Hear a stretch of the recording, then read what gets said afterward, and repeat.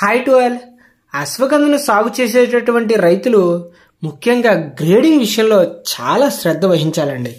అయితే మనం వేర్లు సేకరించేది మనం జనవరి నుంచి మార్చి వరకు ఉంటుంది. అయితే వీటి కాయలు ఎరుపు రంగులోకి మారినప్పుడు లేదా ఆకులు పూర్తిగా ఎండిపోయినప్పుడు మనం అశ్వగంధ వేర్లను మనం సేకరించుకోవాలి. వీటిని 10 సెంటీమీటర్ల ముక్కలు చేసి నీడలో ఆరబెట్టుకోవాలి. గ్రేడింగ్ అశ్వగంధ వేర్లు మనం బాగా ఎండిన తర్వాత చూసుకున్నట్లయితే A grade, B grade, C grade లేదా చివరి గ్రేడు, తక్కువ గ్రేడ్ అని చెప్పేసి ఇంకో గ్రేడ్ ఉంటుంది. ఆ గ్రేడ్లో మనం విభజించుకోవాలి. అయితే దీని వేర్లు ఏ గ్రేడ్ మనం చూసుకున్నట్లయితే ఎలా ఉండాలి, ఇంచుమించుగా నేను చెప్పే గ్రేడ్లో కనుక కట్టలు కట్టుకున్నట్లయితే మీకు చాలా ఉపయోగపడుతుందండి మార్కెటింగ్కి. ఏ గ్రేడ్ వేర్లు పెలుసుగా ఉండి లోపల భాగం స్వచ్ఛమైన తెలుపు రంగులో ఉండి మనకు 10 సెంటీమీటర్ల పైనే ఉండి మందం 1.15 సెంటీమీటర్లు ఉంటుంది. అయితే ఈ వేర్లు నునుపుగా లేత పసుపు రంగులో బాగా పిండి పదార్థం కలిగి ఉంటాయి.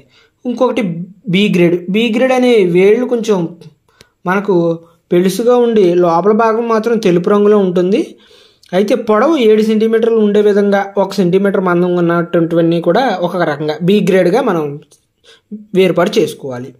సి గ్రేడ్ అంటే మనకు వేర్లు పొడవు బాగా చిన్నగా అంటే 3 నుంచి 4 సెంటీమీటర్ల పొడవు ఉండి చిన్న సైజు శాఖలు ఉండి మనం చూసుకున్నట్లయితే తక్కువ మందం కలిగి ఉండి 1.2 సెంటీమీటర్ల మందం కలిగి ఉండి అనుకున్నవన్నీ కూడా ఇందులోకి వస్తాయి.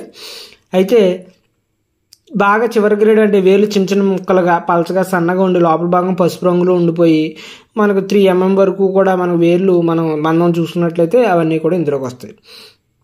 అయితే ఈ అశ్వగంధ మనం వేర్ల వీటి గురించి ఎందుకంత చెప్పుకుంటున్నామంటే మనం అశ్వగంధ అనేటటువంటి వ్యాధి నిరోధక శక్తిని పెంచేటటువంటి అద్భుతమైన గుణం ఉందండి అశ్వగంధలో. అయితే మనం అశ్వగంధ ఆకులను ఆల్కనాయిడ్స్లో ఉంటాయండి అందులో. అయితే వీటి వేర్లు ఆకులు ఆయుర్వేదం మనం యునాని ఔషధాల తయారీకి ఉపయోగిస్తారు. అశ్వగంధ వేర్లలో మనం చూర్ణం కానీ మాత్రలు కానీ లేదా మనకు గంధారిష్టం కానీ లేదా లేహ్యాలు మొదలటువంటివన్నీ కూడా ఔషధ ఇండస్ట్రీస్లో బాగా ఉపయోగిస్తారు. అయితే దీన్ని రసాయనం మనకు వాజీకరానికి నరాలకు బలాన్ని ఇచ్చేటటువంటి జ్ఞాపక శక్తిని పెంపొందించడానికి బాగా ఉపయోగపడుతుంది.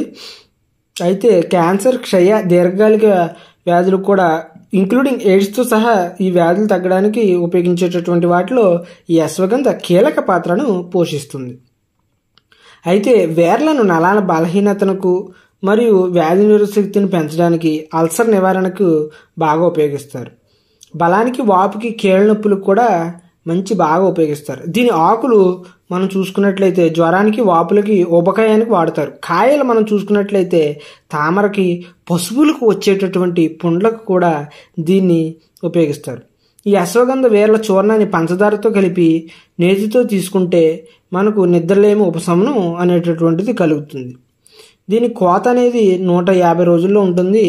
ఆరబెట్టిన తర్వాత మనకు 1 ఎకరానికి 200 కిలోల వరకు వస్తాయి.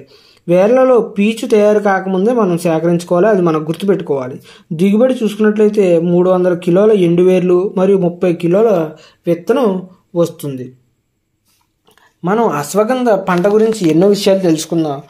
తర్వాత వీడియో నందు అశ్వగంధలో వచ్చేటటువంటి పురుగులు, తెగుళ్ళు ఏవైతే ఉన్నాయో వాటి గురించి చెప్పుకుని ఆ తెగుళ్ళ యొక్క నివారణ ఏ విధంగా చేపట్టాలి అనే విషయం గురించి తెలుసుకుందాం.